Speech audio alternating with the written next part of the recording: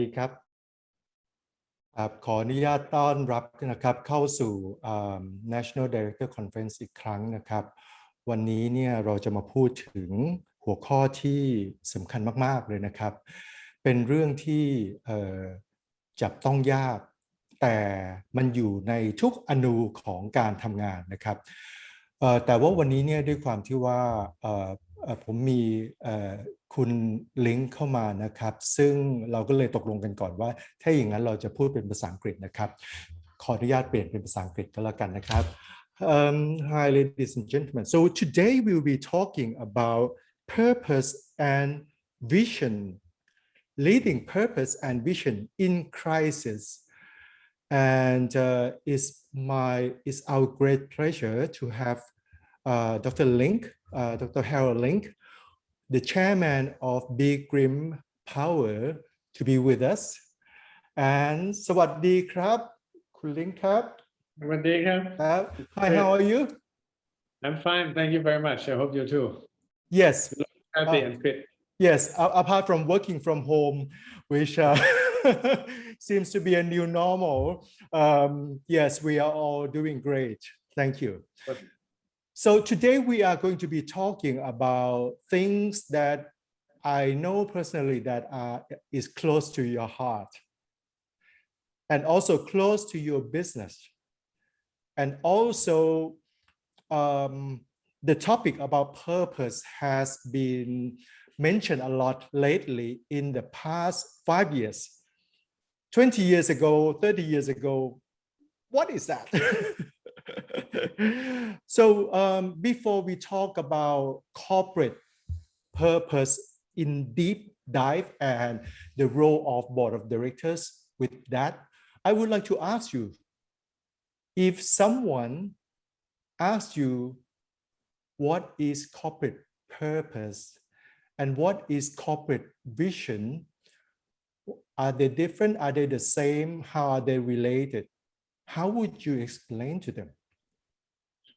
Well, I think the corporate purpose is why do we exist? Why are we here? And the vision is what do we want to achieve in the long term?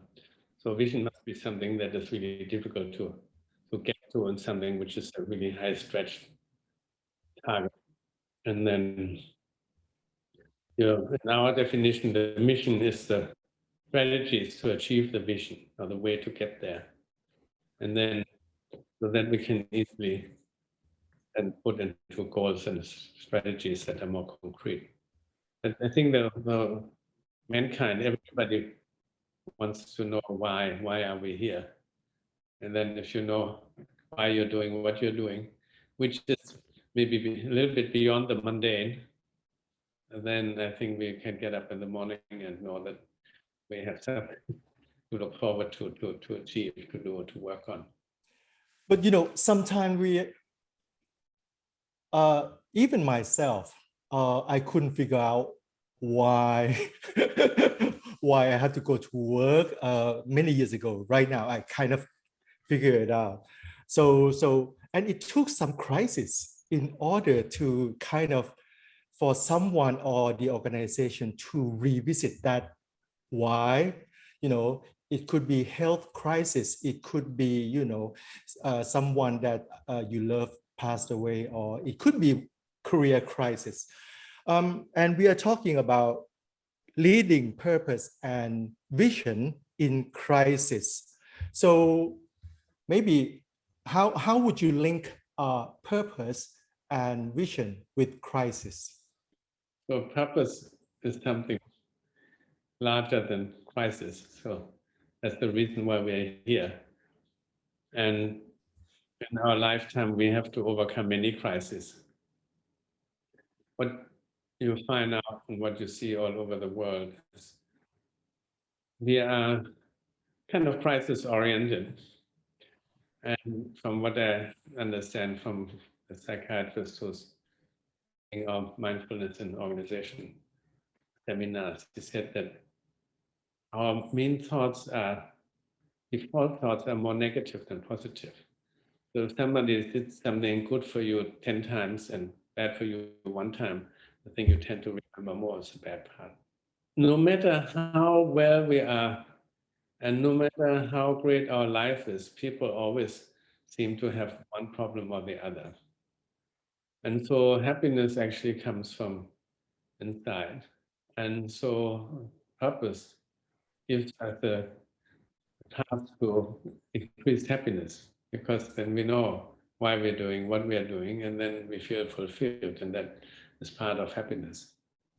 Let me link what you said to the backdrop of COVID right now, okay? And many organizations had to choose, between cost cutting and how to maintain and retain good workforce, effective workforce. On one hand, you have to cut the fixed cost. On the other hand, you have to care for your workforce or employee. So this kind of thing is just an example of the crisis, and you have to understand who you are as a corporate. And maybe we can use B.Grimm as an example, and hopefully you didn't have to go through that severe crisis like some hospitality or restaurants business. So can you elaborate a little bit on corporate purpose, corporate vision of B.Grimm, maybe the whole group, and then what is it that you use to get through this crisis? So we came up with the formulation of the purpose, and the purpose is maybe doesn't sound so business-like, but it is. Its purpose is to do business with compassion. So now the big question is, what does it really mean to do business with compassion? Why do you choose the purpose of doing something rather than what you do? Why you choose how you do it rather than what you do? Compassion for us, we define as being compassionate to others who are in need and who we can help and who we are close to, and maybe also not so close to. Use really loving kindness in the way we deal with each other, and also especially with people outside, not especially, but also with people outside, not only with ourselves. But what we want to make sure is we don't want our neighbor sitting next to us in the room to be our biggest competitor. We want him to be our best friend. Then the other is this sympathetic joy, mudita in Pali or Sanskrit. Sympathetic joy is something so highly important in our lives and in our company. So we all, from birth, we somehow imbued with a little bit of jealousy. This comes, I think, from the survival instinct. And you want to be fed, you want to be safe, and so on. So from the survival instinct, you want to be first. So then usually the world, especially in business, is measured in competitiveness. So are you bigger? Are you better? Are you stronger? Did you win? So on. But actually, human beings, we don't especially nowadays where there's abundance in the countries we live or in the situations we are in. We should help each other, support each other. Like in a great sports team, you often see that the teams with the best teamwork have more goals than the ones who have certain stars. So we like people to be happy about others' successes. And then the way we also explain it is that if you are happy about your colleague's success to get the position you have, first of all, it's great for your inside, because then you don't eat yourself up and you are not susceptible to viruses like COVID because your immune system goes down. Actually, you have mentioned quite a few words which I'm not sure if the audience are familiar with. So you mentioned mudita, right? So which is the third stepping stone to of Promvihansi. I'm not sure how that could be translated into. Well, we've translated as sympathetic joy. So okay. your colleagues get the job you wanted. If you can go to your colleague and try to feel happy for him, say, well, wonderful for you to get it. Actually, I wanted to sit there. Okay. In any case, whatever you need my help, I'm happy to support you. And this is a virtuous cycle because he was so worried that we would be so upset that we didn't get it, that he will go out of his way to, or she to help us as well. Okay. So this is the compassion, loving kindness, sympathetic joy. And then the fourth one is this equanimity, to be, which is especially good in crisis, to have an even mind, to have a calm mind and do what is right to do and necessary to do with a calm mind. Okay. Many thanks. So what you're using as a purpose, sometimes we say that purpose is beyond us, right? But I tend to look at it from the numbers point of view. Maybe I graduated as an engineer. And even I can explain that partnership or ESG would lead to better performance in a longer run. Even that is not the angle that you would like to kind of portray, but I can see that. Yes, actually, this is what I was always wondering, why in nearly all our products or all businesses, why are we among the leaders in the market? Because we are always taught that you can't be, or you shouldn't be compassionate in doing business. We have to go after results as much as possible. So I think that if maybe if people feel fine in a company, then and they are very competent, what we do is we set very, very high targets. So our visions are always lofty and our targets are always high. So we don't try to be something incremental, but we try to come up with new ideas, new spirit, and we try to set really high targets and goals and try to have people who are inspired by what they do. So if you come to vision at B.Grimm Power is to empower the world compassionately. So empower has two really important meanings. One is to do with electricity, of course, which is our business. And the other is to make people stronger and better. And that also for the communities. And the word means we have to be outside Thailand as well. It's in a big way.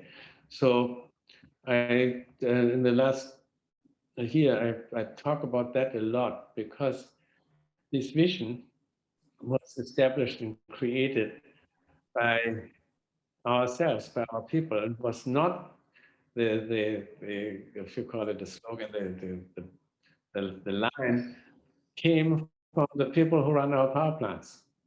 So we had so many different tables. One was the then president and our daughter and myself and some other management, and another table, top management, and then we have one with the power plant people. So, and the power plant people, they came up with the best idea.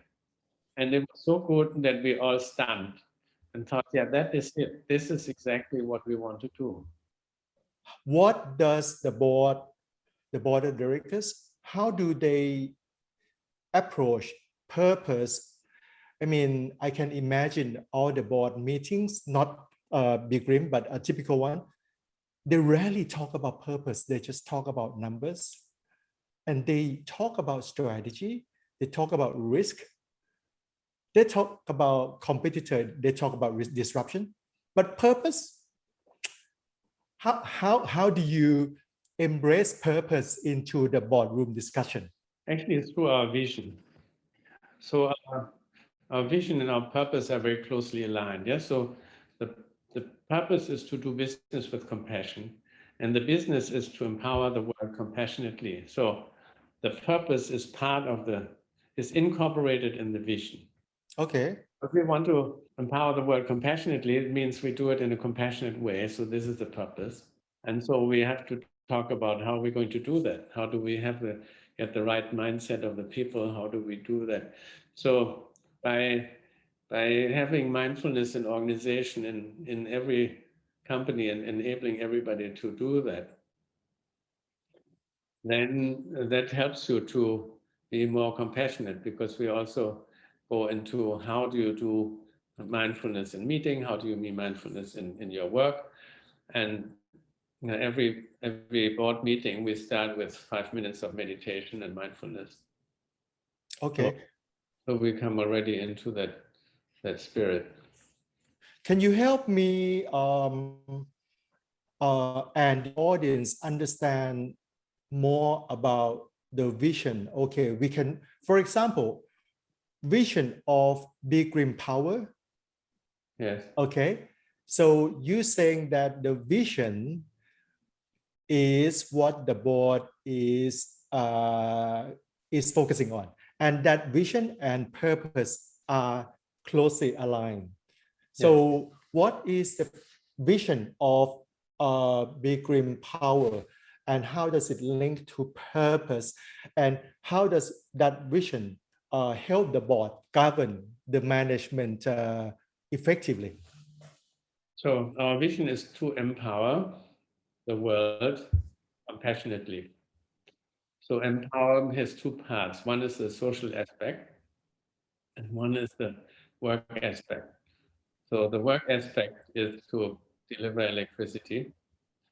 The societal impact, the social impact, is to make people be their very best and put them in good positions and make the societies around us a better place to live in.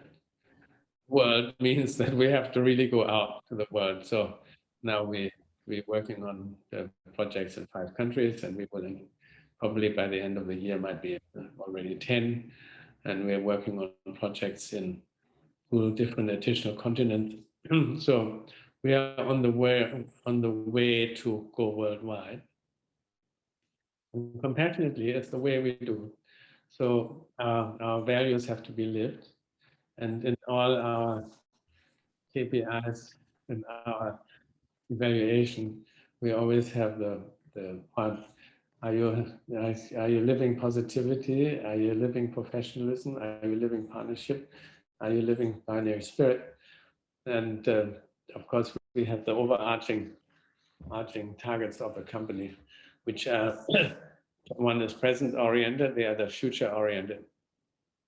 So the present oriented is the one, of course, how we can organize our power plants for highest efficiency and availability, which leads into profitability. So that is one. And the other is future. How many new projects do we get in order to secure the happiness in the future? And then we have the behavior part. And now this year we also put in the digital transformation targets for every individual. So every individual has their own digital transformation targets. So that's also future oriented. And so these values are closely linked to our purpose and our vision. And they are supposed to be who we are. So we just do what we think we want to do. And then, but the word is this vision of the world. This is a very high, well, this is a moonshot, because coming from 2 countries to the world, I mean, that is kind of a journey, a long journey. And then, so we like to do it in that way. So compassion, do it compassionately, is linked to the purpose. And Okay. our high goals, they are guiding our board meetings to achieve these high goals in a proper way. So indeed, we talk a lot about governance. We talk a lot about, we have a good audit team. We finished our long-term strategy for one part at the beginning of the year, and our digital part we do now.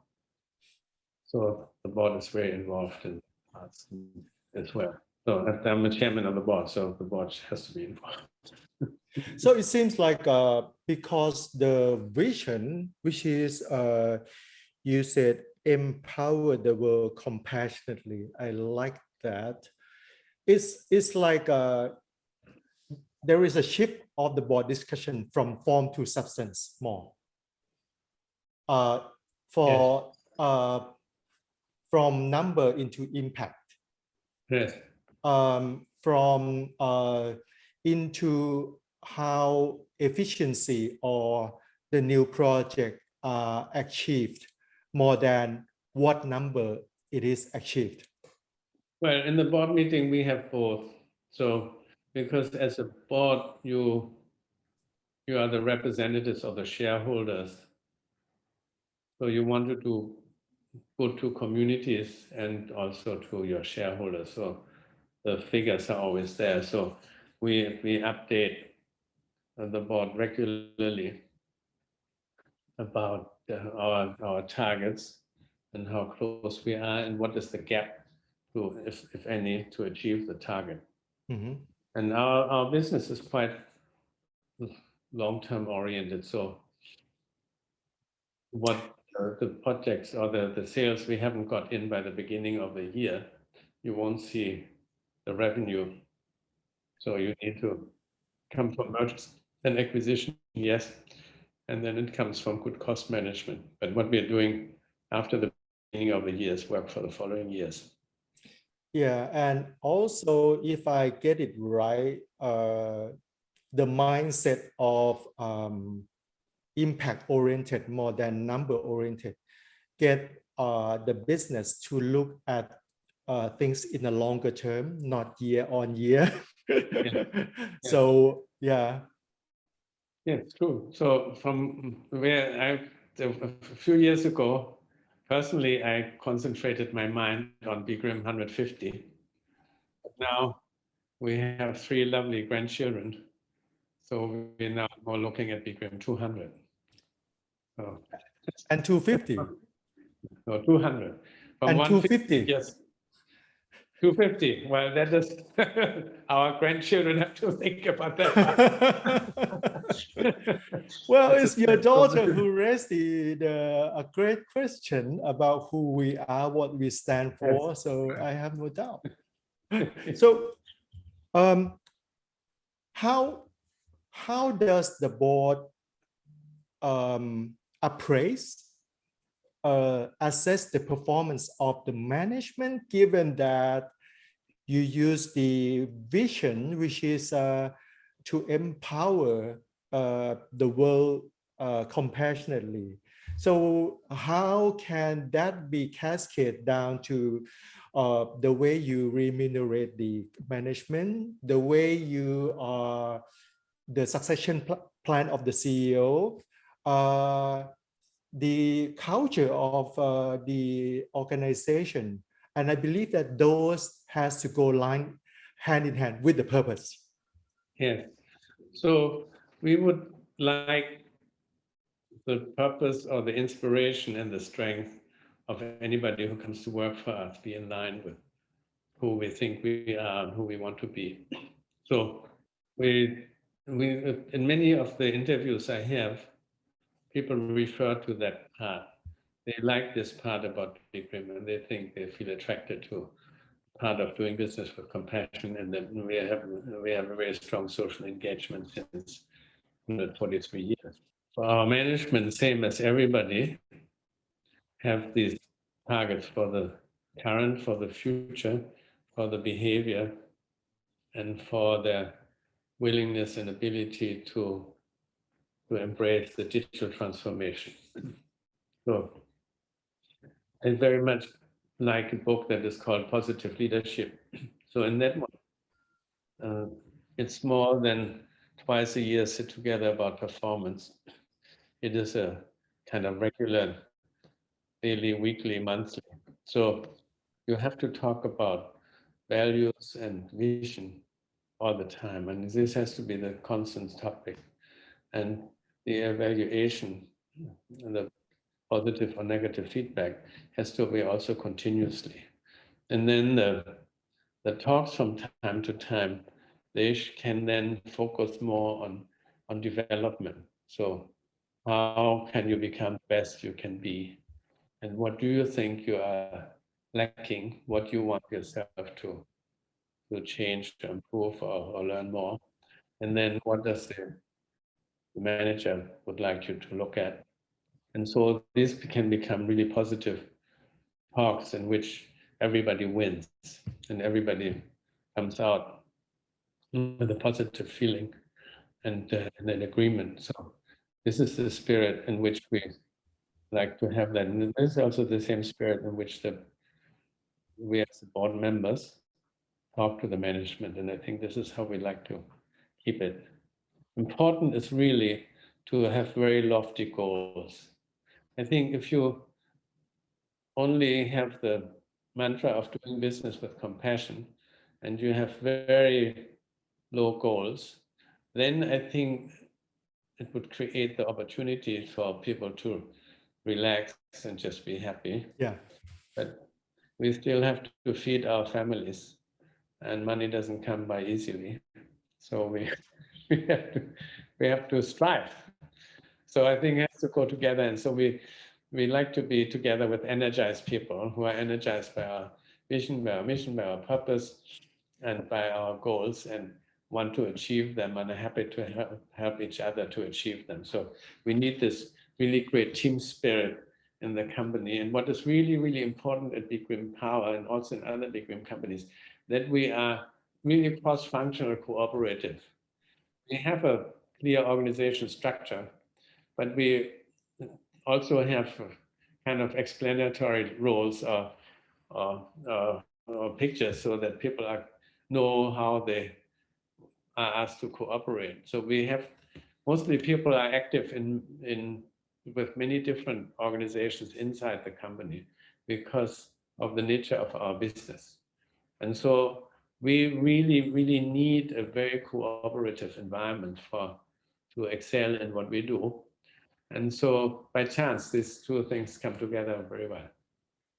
Okay, so it sounds to me like with that philosophy, that vision, and the way the company remunerates the executive and probably throughout the organization is not about what you achieve, but how you achieve it, which is about that behavior.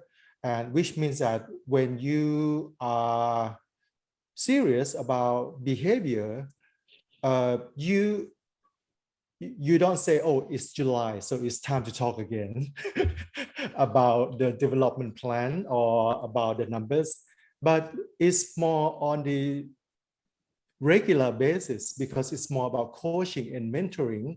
It's about stewardship of those behavior on purpose and make sure that everyone is in line. If everyone is in line, so there is less ordering and more of the self-judgment that in line with with you. Yes. And I just have to emphasize, we're about both, yeah, behavior and achievement. So, yeah, sure, and achievement. Curiously, how do you select your board? Because it sounds like because that is the most important group of the organization. So it has to take the board member to believe in this, which is, I would say that not many companies in Thailand are talking about purpose compassionately or passionately like you do. So how did you select your board? So I was fortunate that I have been a member of many boards in the past. So I've noticed and watched how they were run and how they were composed. So I used that knowledge and that experience and try to find a board that really answers all the questions that the board should be able to address. And I think we have a really fabulous board. I mean, from my side, I'm very happy about the competence and the cooperation in the board. So we have the gentleman, Dr. Anderson. He used to run a big refinery. He was one of the first in the renewable power. We have Anjali. He used to be chairman of 𝐂𝐤, used to work from the beginning to the end with the Industrial State Authority of Thailand, has a lot of knowledge in what we do. We have a good friend who has a great water company, understands us really well. We have another professional who is really good in auditing and finance, but also has a great business background. We have one of the best people two of the best people in both in management and in human resources capabilities. We have one of the closest friends we have as a very, very senior banker who has been guiding myself for many decades now, for more than 4 decades. And then we have some family members also in the board. So I think our board is super competent.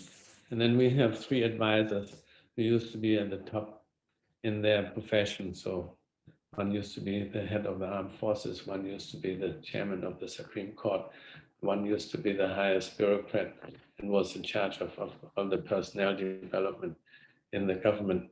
So I think this is, I'm very grateful that they are with us because they bring so much knowledge to the board. And then I try to talk the least during a board meeting. So I can listen to them.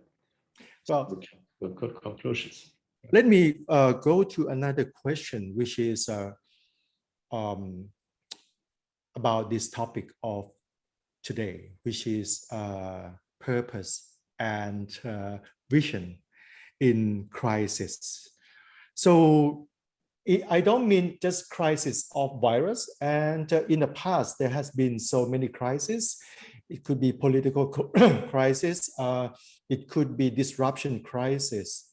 Could you give the example of, with the purpose, with the strong purpose, with the strong vision, it helped B.Grimm understand what you would do and what you would not do? Well, since we want to empower the world compassionately, we have to see that whatever we do is in line with that. And if we have to make a difficult decision, let's say, if people oriented, we have expanded, so we haven't shrunk. But sometimes maybe you have to separate from people because they don't fit into the culture. Then we have to still see in a compassionate way that they're treated well and that it is done in a friendly way. And we actually, it's more about if somebody doesn't fit into the culture. If it is performance related, actually, we're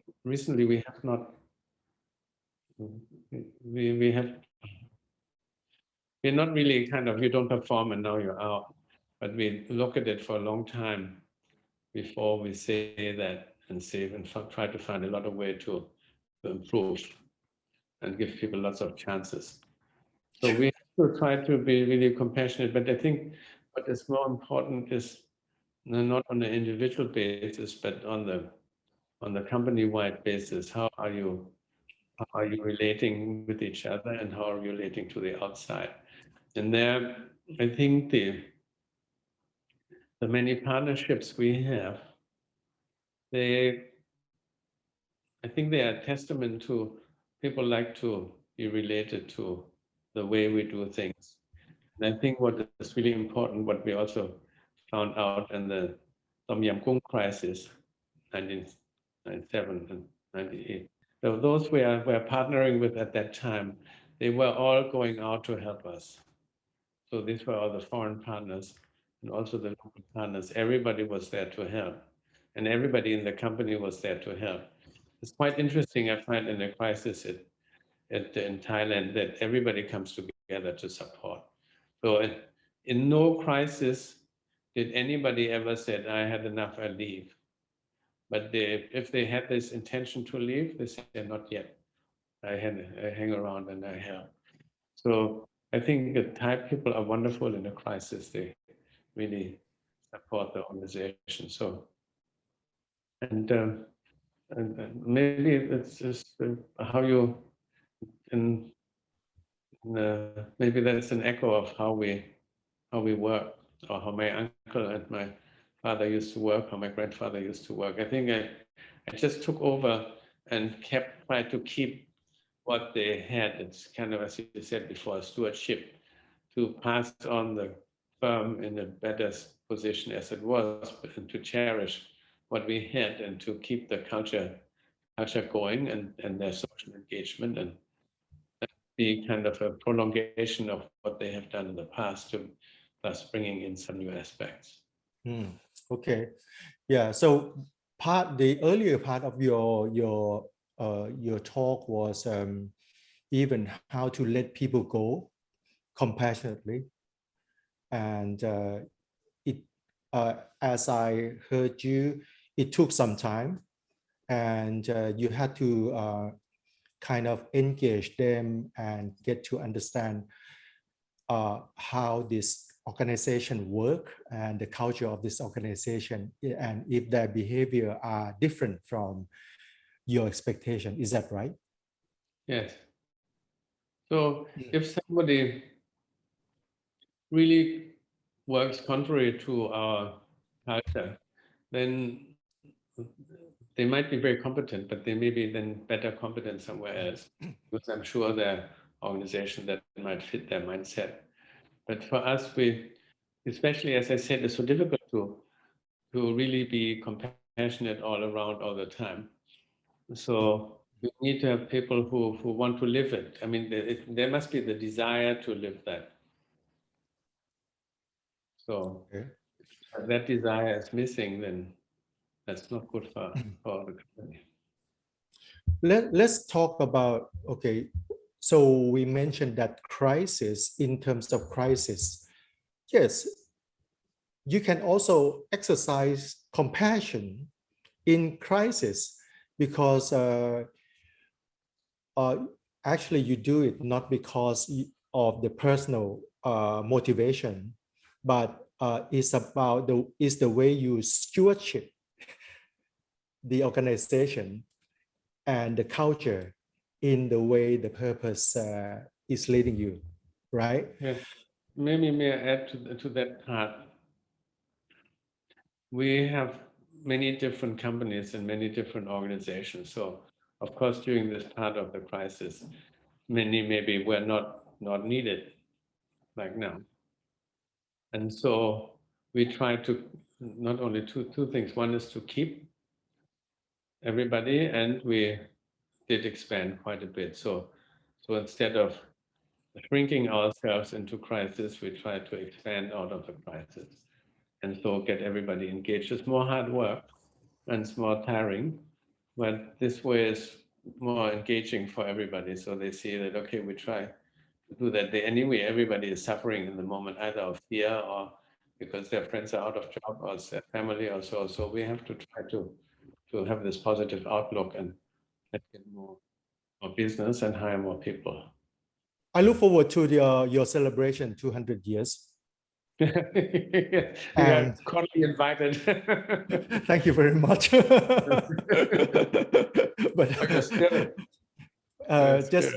we just make sure that we get through this COVID situation. But anyway, at that time, the world changed. You know, technology, new lifestyle, the generation X will be gone, Y will be almost retired, and Z will be like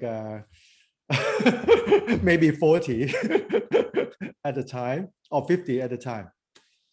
And how would you see how you can retain your purpose, given that the world is changing, and you know, the new the younger people, they are not attached to things and organization. They just want to do things on their own, and they get bored easily, and you know, lots of them are into gadget and quick solutions.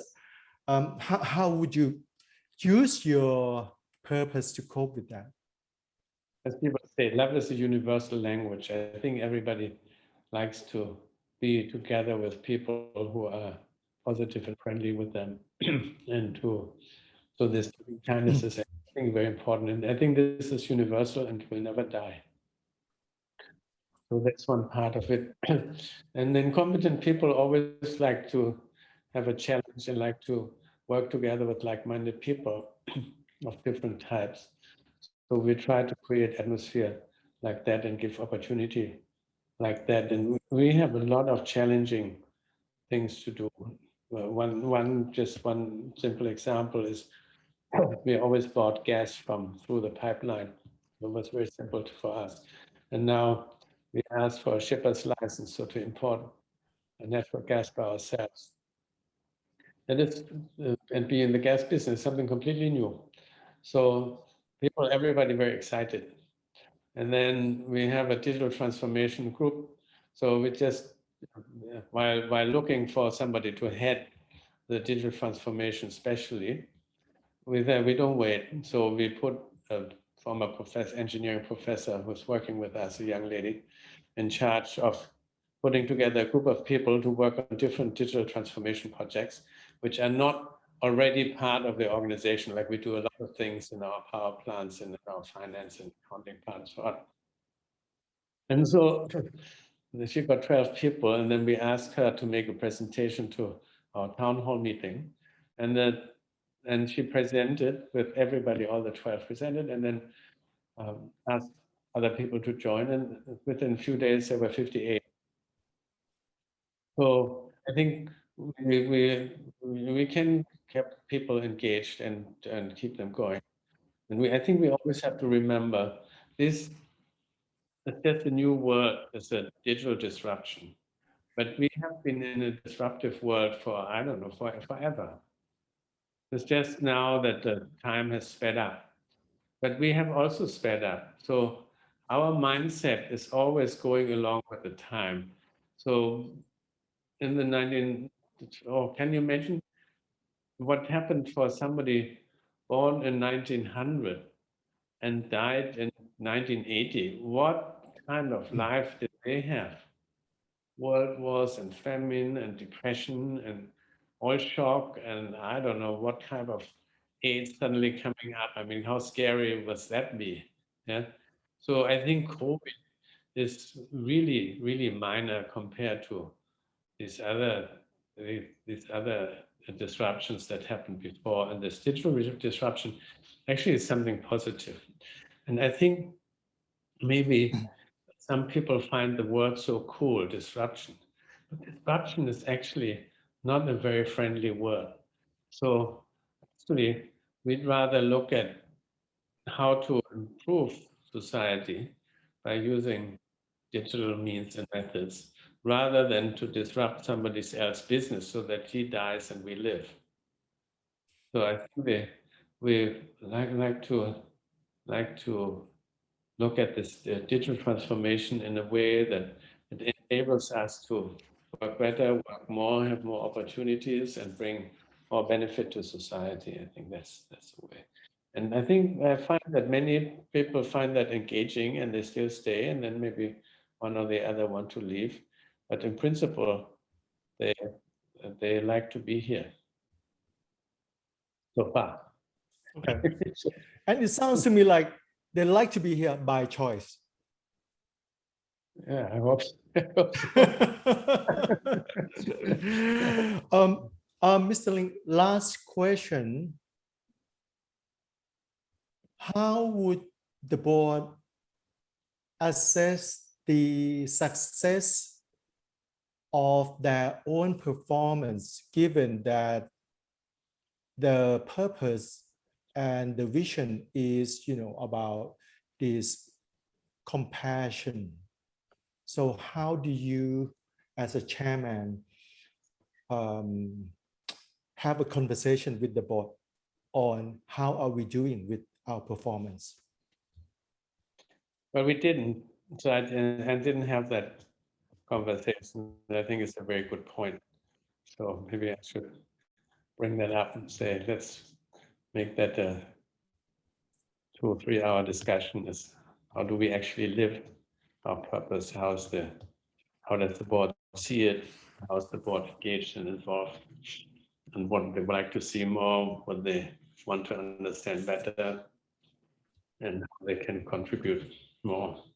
So one nice example of their engagement in this subject is that one of our board members, when we made these proposals to the Prime Minister of what one can do during this crisis, came to me and said, we have since this year is 50 years, and that was 49 years, we have a border police school in 𝐶𝐤𝐵 called B.Grimm School, was done for Her Royal Highness Princess Mother.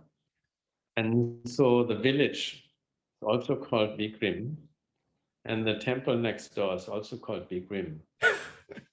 So she suggested that we should, she suggested that we make this a Bawon project. Ban,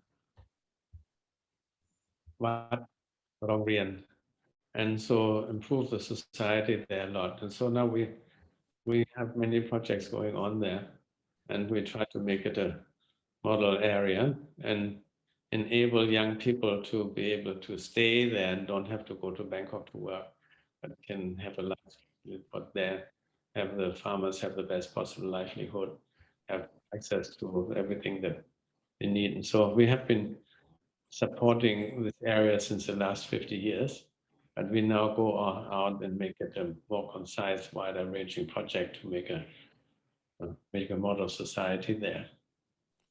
In not telling them what to do, but asking them what they would like us to do.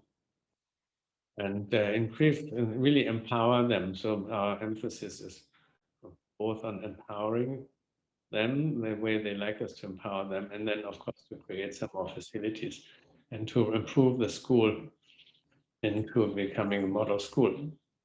So that is one part how the board themselves feel engaged in it and are very, very keen to take part in it. So, I think what you're trying to say is that maybe the way to measure or to talk to the board and get them to discuss about how we are doing in terms of our purpose is tone from the top. Is tone from the top, how they convert their belief into their action, because you can't just believe and don't act, and that action will lead to the transformation of the organization all the time, not through digital wave only. Yeah, right.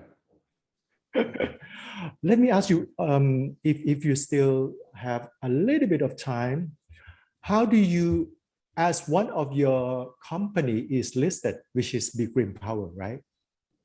Yeah. How does your purpose, which is very subjective, still embed and remain strong with the listed company, where you have to bigger audience, investors, small shareholders? Is it like more challenging to stay with your purpose when you have to convince a larger group of people? Actually, what I said during the time we talked is mainly concentrated on B.Grimm Power, because okay. companies. So it is more, we have to look more at the results, right, at the financial results as a listed company. For the other companies, they can be more open or lenient, or can be more thinking as an owner what we want to do, when as a sole owner what we do, or with our joint venture partner. But when it comes to the listed company, we have to be more diligent in making sure that the financial results are such that the investors like it, because they have their obligations towards their constituencies.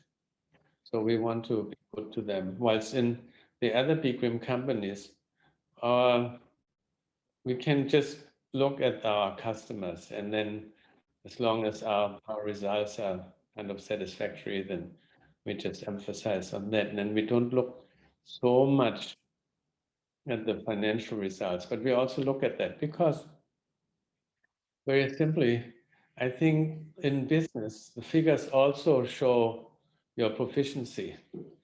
And so we have to find a way how we can deliver what our customers like, the solutions they need, in a way that we can also live well of it and that we can expand.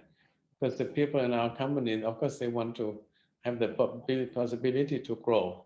And then otherwise, there happens what you said, then how do you keep them? So possibility to grow, of course, is very important. Only in the non-listed companies, we are kind of freer in what we do when and how. But in the listed company, we have this board, which is, of course, also very much engaged in ensuring that we reach the targets that our constituencies want. And we have a very competent investor relation team, and I meet regularly with all the investors. I meet regularly with banks and other stakeholders who want to know how we're doing, or with people who may want to invest but not yet, and so on. So they have to feel sure that what we are doing will look after their interests too. Yeah, so that we have to always manage, is always on the top of our mind, that we look well after all our constituencies. Which is back to fiduciary duty, and that duty of care, duty of disclosure, loyalty, those or obedience are done through compassion. Yes. Yes. So I would like to summarize what we learned from you today, and we have learned a lot of profound wisdom beyond numbers. We learned that purpose is the why we exist. Yes. While vision is more like a how, but the what is the performance.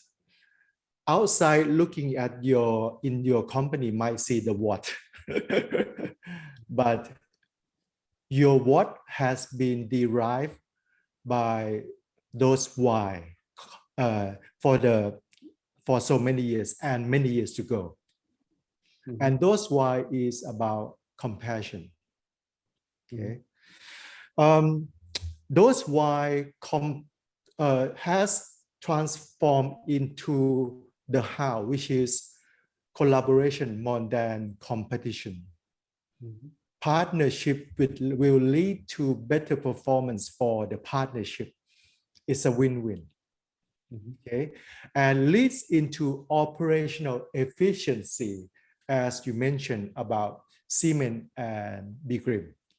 Mm-hmm. It leads into innovation and better solution, because the people from your shop floor who understand the stakeholders can come up with the solution that is different from what you told them. Mm-hmm. It's about compassion leads into ESG, mm-hmm. not by form, but by nature. Mm-hmm. I heard that you target high, but your feet stand on the ground and your eye set to the sky. But everything cannot be achieved if you are not compassionate, because compassionate generate new passion and energy in order to do that. Stewardship is probably the key word here. People don't appraise their employee, but they bring the stewardship into the others lower and lower, or I wouldn't say lower, but spread it out through stewardship and make sure that everyone is accountable for that stewardship, the purpose. From what I heard from you, even purpose or vision can be transformed into better mutual performance. I still insist on that because at the end of the day, people see what you achieve, not only, but they might not understand how you achieve it or why do you have to achieve it. And the last thing that I learned from you is that people, stakeholders might be interested in joining you because what you do, but they will go with you with your journey because who you are and how you do it. Mm-hmm. So that's my summary. Thank you. So anything for you to add before we end this? Anything you want to leave for the audience, since the topic is on the leadership from the boardroom in order to govern purpose and vision through the crisis? Yes. I think it is a myth and it's not correct that businesses are there to maximize profit. And I'm very glad to see now that it becomes en vogue to look at it that way. And I think we have to see that businesses are comprised of more than, millions of businesses. The person who's selling us noodles on the street, he's not governed by maximizing a profit, but he wants to make really nice soup for you and then make a living out of it. So I think if we look at it from a normal everyday life, then doing business with compassion is something that is natural to people. And I'm sure that it will lead to happy life for people involved. And especially if you practice mindfulness. And I think the results naturally will be fine. You just have to set the high targets and follow up on it and give the opportunity to excel. But be nice. I mean, that's what I think what's really important. Try to be nice. Okay. So business is not about making profit. It's about sustaining everyone in the ecosystem, the same ecosystem. Right. With that, I would like to thank Dr. Harald Link for sharing the wisdom with us on governing purpose and vision through the crisis. And we hope to be able to talk to you soon. And yes, I look forward to your celebration of 200 years. Yes, you're most welcome. I hope I see you in this form or in any other. I hope to be there. Okay, I will be very sure we have a glass of champagne and toast to that. Okay, great. Thanks. สวัสดีครับ สวัสดีครับ ขอบคุณมากครับ ขอบคุณมากครับ